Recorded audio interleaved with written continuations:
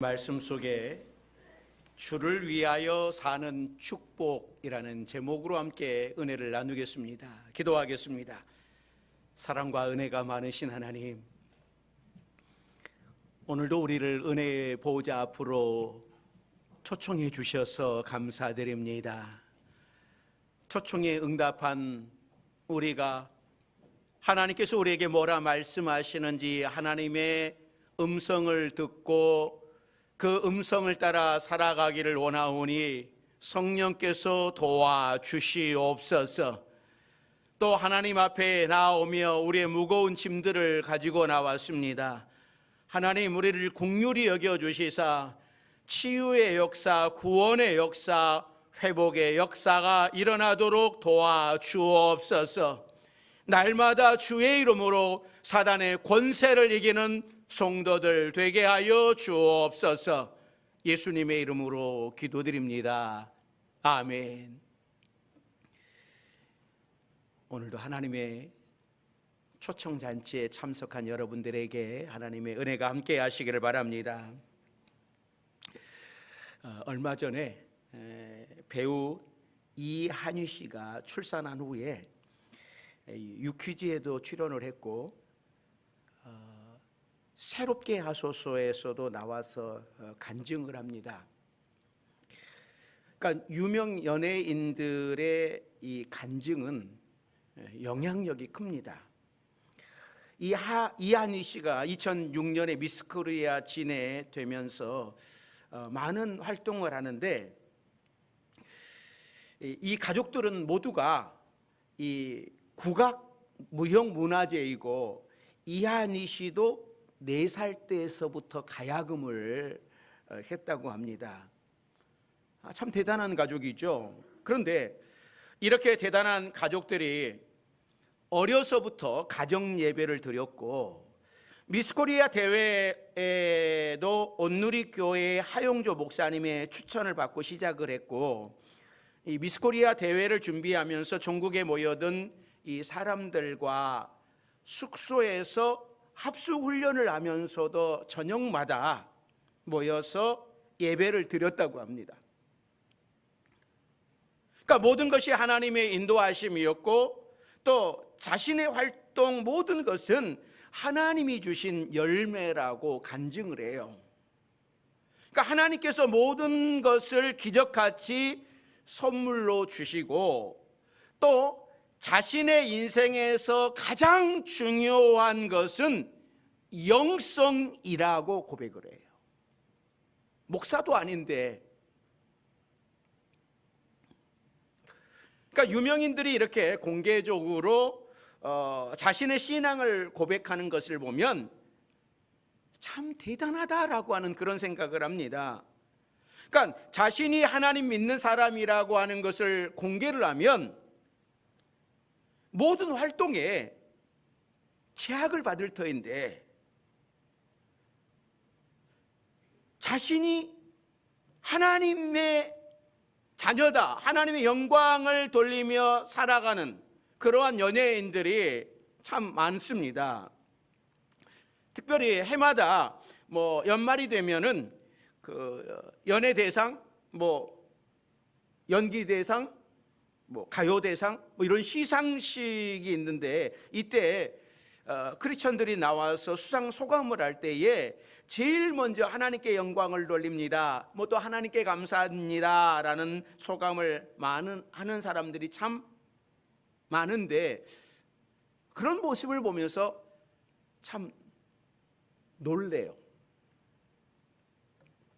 김혜자 씨가 수상소감 첫 마디가 이런 고백을 했습니다. 나의 힘이 되신 여호와 하나님, 당신을 사랑합니다. 또 많은 연예인들이 하나님께 먼저 감사를 드렸습니다. 최태원 씨, 이광수 씨, 이유리 씨, 또 최태준 씨, 또 전미도 씨가 하나님께 감사를 드렸고, 또 이하나 씨는 올해 하나님이 자신이 가장 잘한 일은 예배당에 가서 눈물을 흘린 것이라고 대중 앞에서 고백을 했어요. 또 김명민 씨도 수상소감에서 종종 이렇게 말합니다. 하나님께서는 나에게 배우라고 하는 재능을 주셨는데 부족하게 주셔서 남보다 노력을 많이 하게 하면서 항상 겸손하게 살게 해주셔서 감사하고, 또 저를 위해 기도해 주시는 가족들에게도 감사합니다라고 하는 그런 고백을 해요. 국민들에게 많은 사랑을 받은 연예인들은 그 나름대로 힘든 과정이 있을 겁니다. 그러나 하나님을 믿고 하나님께 영광을 돌리며 살아가는 사람들의 모습이 정말 아름다워요. 또 자신의 인생에 있어서 가장 소중한 것은 영성이었다라고 하는 이런 고백을 하는 그런 모습을 보면 참 대단하다, 그런 생각을 합니다. 사람들은 교회 다니면서 교회 다니는 사람들을 참 재미없는 사람, 교회 다니는 사람은 무슨 재미로 사나, 뭐 시원한 맥주를 한 잔 마시나, 뭐 춤을 추러 다닐 수 있나, 융통성 없는 사람, 뭐 대화가 안 되는 사람. 요즘은 교회 다니는 사람을 기피하는 현상까지도 나왔다고 합니다. 그러나 정말 하나님을 믿는 진실된 사람들은요, 그 삶이 너무나 아름답고 행복한 거예요.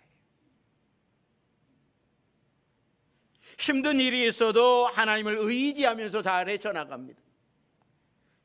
그러니까 하나님을 믿는 사람은 정말 복된 사람이에요. 사도 바울은 오늘 본문에서 정말 중요한 것을 우리에게 알려주셨습니다. 자, 오늘 본문 8절 말씀입니다. 자, 8절 말씀 같이 읽습니다. 우리가 살아도 주를 위하여 살고 죽어도 주를 위하여 죽나니 그러므로 사나 죽으나 우리가 주의 것이로라. 여러분, 이 말씀은 너무나 소중해서 암송도 하고 있고 또 묵상도 하지만 온전히 주를 위하여 산다라고 하는 것이 그렇게 쉽게 결단할 수 있는 일은 아닙니다. 그럼에도 불구하고 우리는 주를 위하여 살아야 되는 거예요. 주를 위하여 산다라고 하는 것이 얼마나 큰 축복인지 모릅니다. 지금은 잘 모를 수도 있어요. 내가 주를 위하여 사는 것이, 그러니까 봉사하는 것도 얼마나 부담이 됩니까? 남들보다 일찍 나와야 되죠. 남들보다 늦게 가야죠. 얼마나 힘이 들어요. 근데 이게 축복이에요.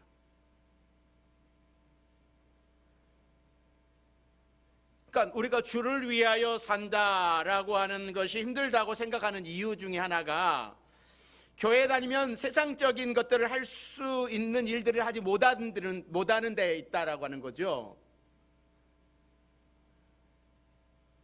세상 사람들은 다 하고 싶은 거 다 하는데, 뭐 춤추러도 가고 싶으면 가고, 뭐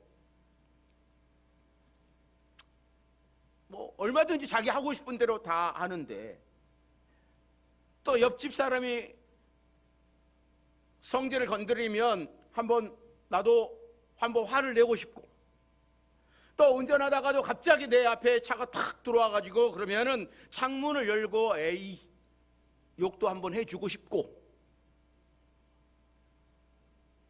내 마음대로 살고 싶은데 주를 위하여 살겠다고 결단을 하면 이런 일을 하기가 쉽지 않기 때문에 주를 위하여 산다고 하는 것은 참 힘들다라고 사람들은 이야기합니다.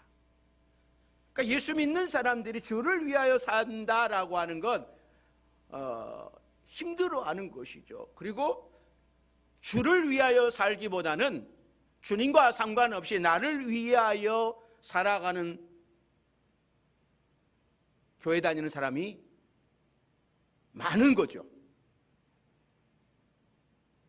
그러니까 이런 사람은 그리스도인이라고 말하지 못하는 거죠. 그냥 교회 다니는 사람 정도라고 이야기할 수밖에 없는 겁니다. 여러분, 그런데 주를 위하여 살 때에 내가 하고 싶은 것을, 또 누리고 싶은 것을 하지 못하는 그러한 일들이 많이 있지만, 그러나 이런 정도의 일을 좀 참고 주를 위하여 산다면 그 축복이 얼마나 대단한지 몰라요. 하나님 앞에 갔을 때에 받을 상급을 생각을 하면, 내 마음대로 살고 싶은데 주를 위하여 살아가겠다라고 하는 그 결단,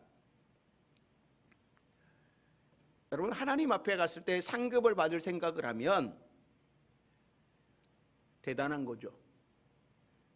또 뭐 이 정도 참고 사는 것은 오히려 내 인격 수양이요, 또 사람들이 나를 덕스러운 사람이라고 이해를 해주니 오히려 플러스가 됐으면 플러스가 됐지, 여러분, 마이너스가 되지는 않잖아요.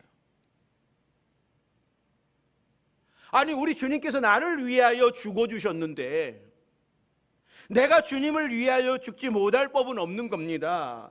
주님은 나를 위해 죽으시고 저 하늘나라를 선물로 나에게 주셨는데, 내가 주님을 위해 이 땅에서 조금 참고 견디면 하나님은 하늘나라에서 엄청난 상급으로 나에게 보상해 주시겠다고 약속을 하셨습니다. 그래서 오히려 우리가 주를 위하여 사는 것이 더 큰 축복이 되는 겁니다.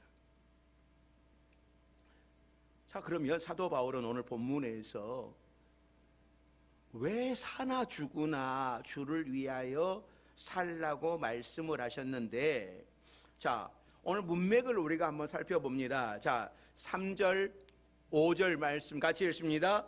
먹는 자는 먹지 않는 자를 업신여기지 말고 먹지 않는 자는 먹는 자를 비판하지 말라. 이는 하나님이 그를 받으셨음이라. 5절이요. 어떤 사람은 이 날을 저 날보다 낮게 여기고 어떤 사람은 모든 날을 같게 여기나니 각각 자기 마음으로 확정할지니라. 당시 이 로마 교회의 문제는 첫째, 먹는 문제, 둘째, 날에 대한 문제가 있었습니다. 그러니까 문제는 두 가지지만 실상은 하나의 문제로 정리가 될 수 있습니다. 이것은 유대인과 이방인의 문제입니다. 그러니까 로마 교회 안에는 유대인과 이방인이 함께 있습니다. 로마 시민권을 가진 사람과 식민지인들이 함께 살아갑니다. 그러니까 이것은 엄청난 차이입니다. 그러니까 로마의 유대인 입장에서는 이방인이라고 무시할 수 있지만, 그러나 유대인들은 식민지인이에요. 그러니까 로마 시민권자의 입장에서는 그들을 무시할 수 있는 상황이에요. 또 그러니까 유대인들은 오랫동안 율법을 지켜온 사람들입니다. 안식일을 목숨처럼 지켜왔습니다. 먹는 문제에 있어서도 부정한 음식은 철저하게 가려 먹었어요. 그래서 로마 교회에 어떤 성도들은 고기는 쳐다보지도 아니하고 정육점 근처에는 가지도 않았습니다. 왜냐하면 당시 로마에서는 고기를 우상에게 제물로 바친 후에 그것을 시장에 내다 팔았습니다. 그들은 우상에게 제물로 바쳤던 고기를 먹는 것은 예수 믿는 사람들에게는 있을 수 없는 일이라고 아예 생각을 하고 고기는 전혀 먹지 아니하고 채소만 먹었습니다.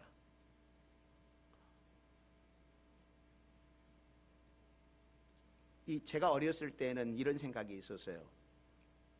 장례식장에 가면 음식을 잘 안 먹었어요. 예수 믿는 사람들이. 그런 생각이 나요. 어렸을 때 장례식장에 가면 예수 믿는 사람들은 음식 그 집에서 잘 안 먹고 왔어요. 왜냐하면 뭐 곧 제사 지내고 그러면서. 근데 지금은 뭐 그러지 않지 않습니까? 이스라엘 유대인들은 채소만 먹었어요. 반면에 어떤 성도들은요, 구운 고기를 먹고 싶으면 구워서 먹고, 삶아서 먹고 싶으면 삶아서 먹고, 또 날것으로 먹고 싶으면 날것으로 먹었습니다. 거리낌 없이 먹은 거예요. 우상에게 제물로 바쳐졌던 고기를 알지라도 내가 우상을 숭배하는 것이 아니기 때문에 감사하고 먹으면 뭐 아무 문제될 것이 없다라고 주장을 하면서 주저하지 않고 먹었습니다. 그런데 이 로마 교회 안에는 문제는 고기 먹는 것으로 끝나지 아니하고 상대방을 공격을 하며 비판하는 단계로 발전을 한 거예요. 날짜의 문제도 마찬가지입니다. 그러니까 유대인들은 안식일만 중요하고 생각을 해서 항상 안식일에 모여서 예배를 드려야 된다라고 생각을 했습니다. 그러나 이방인 그리스도인들은 안식일에 대한 개념이 없어요. 그것보다는 예수님이 부활하신 주일에 모이는 것이 더 좋다라고 생각을 했습니다. 그러니까 사도행전에 보면 사도 바울은 전도하러 다니면서 먼저 안식일에 유대인의 회당에 가서 전도를 합니다. 그러다 보니까는 이 교회 안에 있는 유대인들이 먼저 주축이 되었고, 또 유대인들의 사상과 이방인들의 사상이 부딪히게 되는 거예요. 그러니까 사도 바울은 이러한 위기 상황에 처해 있는 로마 교회 성도들에게 믿음이 연약한 형제를, 나와 의견이 다른 형제를 비판하지 말고 사랑으로 이해해라 라고 가르치고 있는 겁니다. 믿음이 약한 사람을 비판하지 말고 사랑으로 받아줘라. 먹는 문제나 날짜에 대한 문제가 중요한 것이 아니라 우리는 무엇을 하든지 주를 위하여 해야 한다라는 말이에요. 여러분들은 어떻습니까? 모든 것을 주를 위하여 살아가고 계십니까? 아니면 나를 위하여 살아가고 계십니까? 우리는 로마 교회와 상황이 다릅니다. 그러니까 사도 바울은 3절에서 그런 말씀도 했죠.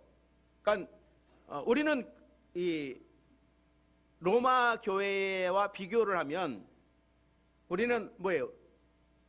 먹는 문제로 비판하지 않습니다. 뭐 안식일이냐 주일이냐 날짜로 다투지 않습니다. 그렇다고 그러면 이 말씀은 우리와 상관이 없는 건가? 오늘 본문은 우리와 상관이 없는 건가? 아닙니다. 죽어도 주를 위하여 살아가야 된다라고 하는 이 말씀은요, 예수를 믿는, 예수를 나의 구주로 믿는 우리들에게 가슴에 와닿는 말씀이에요. 오늘 하나님께서 우리에게 하시는 말씀은 사나 죽으나 오직 주를 위하여 하라고 하는 거예요. 그래서 나는 정말 그리스도의 것으로 내 삶이 사나 죽으나 주를 위하여 살아가고 있는가? 아니면 나를 위하여 살아가고 있는지 여러분 오늘 말씀에 여러분의 모습을 비춰보십시오. 그리고 지금까지 나를 위하여 살았다면 이제 바꿔야죠. 주를 위하여로. 또 주를 위하여 살고 계신다면 더 힘내서 주를 위하여 살아가야 됩니다.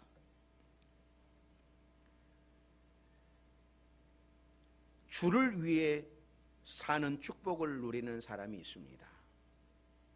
이 사람이 어떤 사람이겠습니까? 첫째는요, 남을 비판하지 않습니다.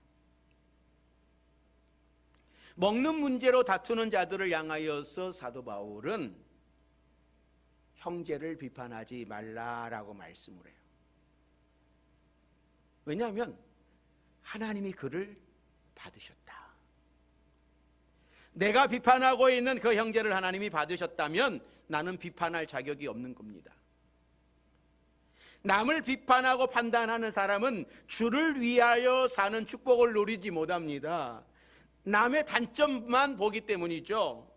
남을 판단하기에 앞서서 그들도 하나님께서 받아주셨다라고 하는 사실을 여러분 기억을 하십시오. 그들도 하나님께서 용서해 주셨습니다. 하나님이 받아주셨다면 우리도 받아주어야 되는 거예요. 하나님께서 용서해 주셨다면 우리도 용서해 주어야 됩니다.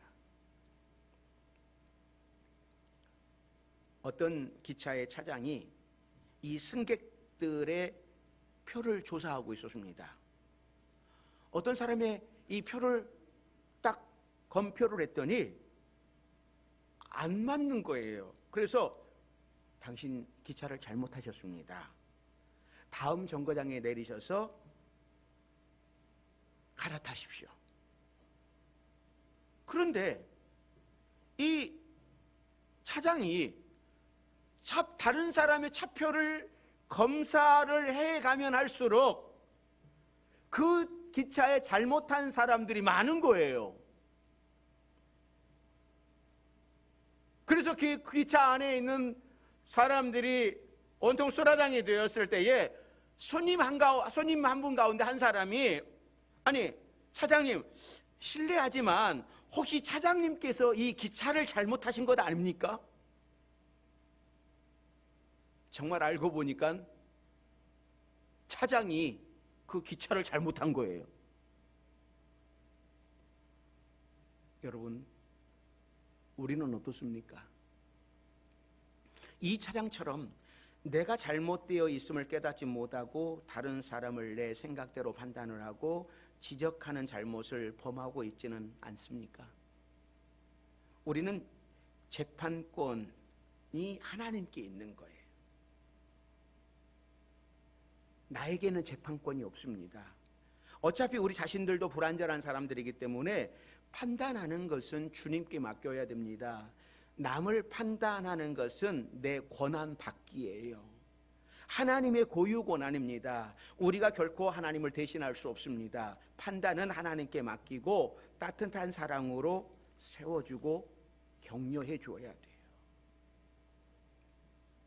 믿음이 약한 분들을 사랑으로 용납해 줘야 됩니다. 아직 철없는 우리 자녀들도요, 이해해 줘야 돼요. 저도 한동안 그런 생각을 했습니다. 아니 왜 그럴까? 저 신앙생활을 왜 저렇게 할까? 저 정도 신앙생활 하신 분이 왜 저렇게 할까? 그런 생각이 들었어요. 그러면서 나중에 아직 저분이 아직 어리기 때문이구나. 아직 어리기 때문이다.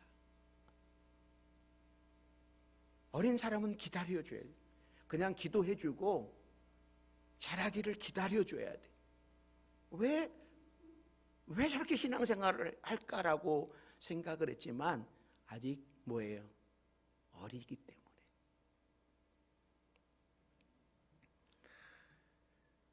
이해해줘야 돼요. 기다려줘야 돼요.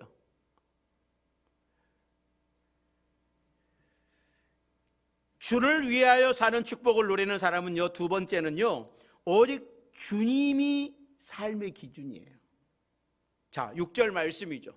자, 6절 같이 읽습니다. 나를 중히 여기는 자도 주를 위하여 중히 여기고 먹는 자도 주를 위하여 먹으니 이는 하나님께 감사하며 먹지 않는 자도 주를 위하여 먹지 아니하며 하나님께 감사하느니라. 자, 6절에서 반복되는 말이 있는데 바로 주를 위하여라는 말씀이에요. 주를 위하여 날도 지키고 주를 위하여 음식도 먹으라는 겁니다. 이 말을 쉽게 말하면 이렇습니다. 믿음의 분량대로 소신껏 돼지 삼겹살을 바비큐해서 먹든지 찌개로 끓여 먹을 수 있습니다. 하지만 그것이 주님을 위한 것인지 아닌지 생각해라. 예수님께서 우리를 예수님의 핏값으로 사셨어요. 그러니까 엄밀하게 말하면 우리 몸은 내 것이 아니라 하나님의 것이. 우리는 하나님의 것으로 살아가는 겁니다. 하나님의 생명으로 살아가는 겁니다. 하나님의 몸으로 살아가는 겁니다.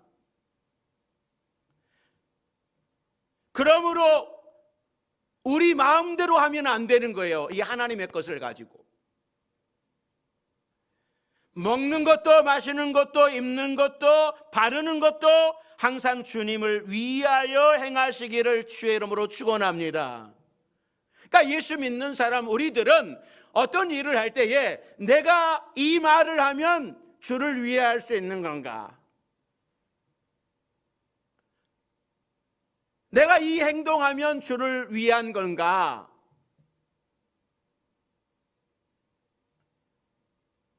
생각하고 하셔야 됩니다. 그러니까 세상 사람들은 다 어떻게 합니까? 나를 위하여 하는 거예요.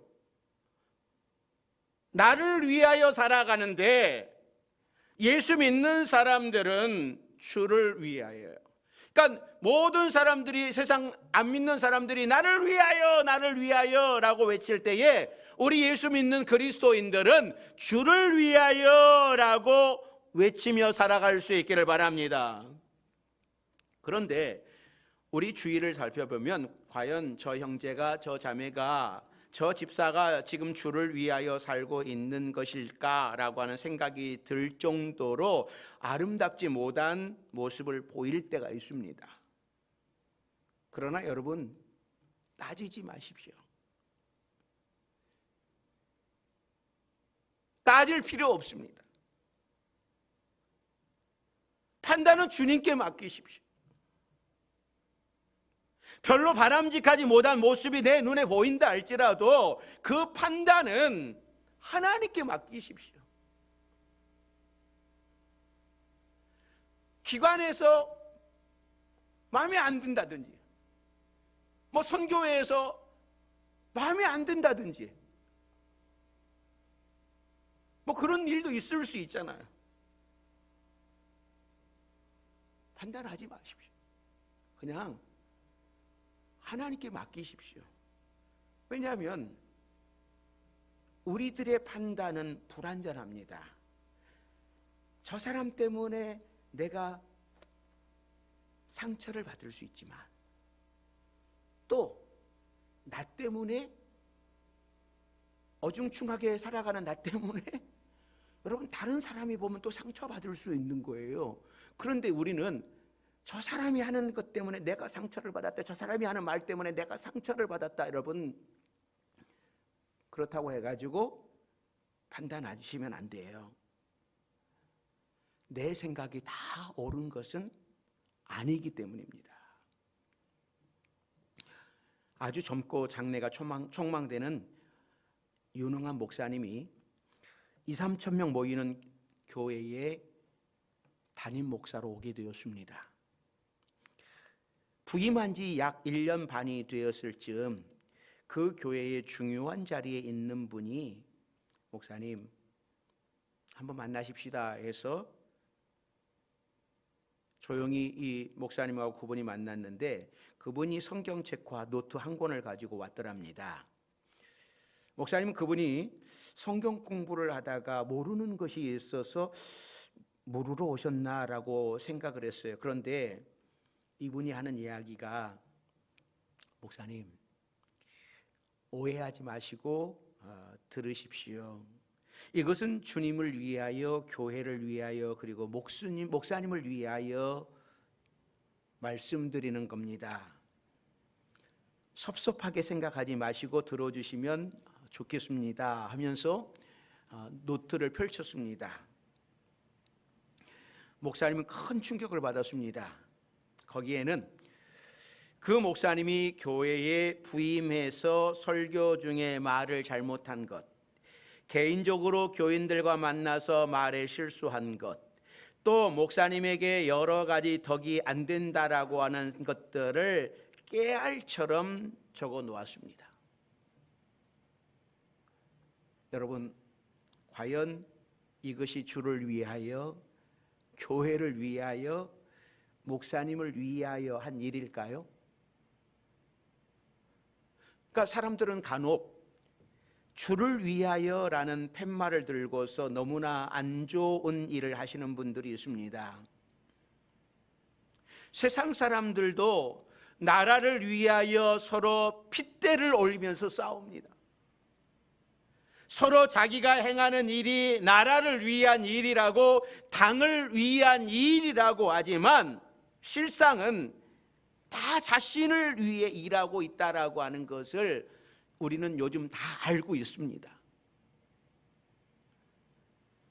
그런데 우리마저 주를 위하여라고 하면서 헛된 일로 답을 쌓지 말아야 할 거예요. 우리는 오늘 말씀을 꼭 기억을 해야 됩니다. 주를 위하여 사는 축복을 누리는 사람들은 남을 비판하지 않습니다. 오직 주님의 삶이 기준이 되는 거예요. 내가 기준이 아니라 주님이 기준입니다. 이걸 기억을 해야 돼요. 사랑하는 성도 여러분, 여러분 신앙생활이 무엇입니까? 신앙생활은 나를 자꾸 버리고 예수님을 닮아가는 삶인 거예요. 이게 신앙생활이에요. 하나님의 뜻대로 사는 것보다 더 소중한 것은 없습니다. 주를 위하여 사는 것보다 더 큰 축복은 없습니다. 그래서 세상 욕심을 버리고 거룩하게 자기를 지켜가는 사람이 귀한 거예요. 우리가 주를 위하여 살지 않고 내 마음대로 세상의 정욕대로 산다면 여러분의 인격과 여러분의 영혼은 이미 고귀함을 잃어버린 겁니다. 이제 나를 절제하고 세상을 위하여 살지 마시고 오직 주를 위하여 사십시오. 이것이 참된 축복임을 믿고 살아갈 때에 여러분의 인생을 하나님께서 책임져 주시고 축복해 주실 것입니다.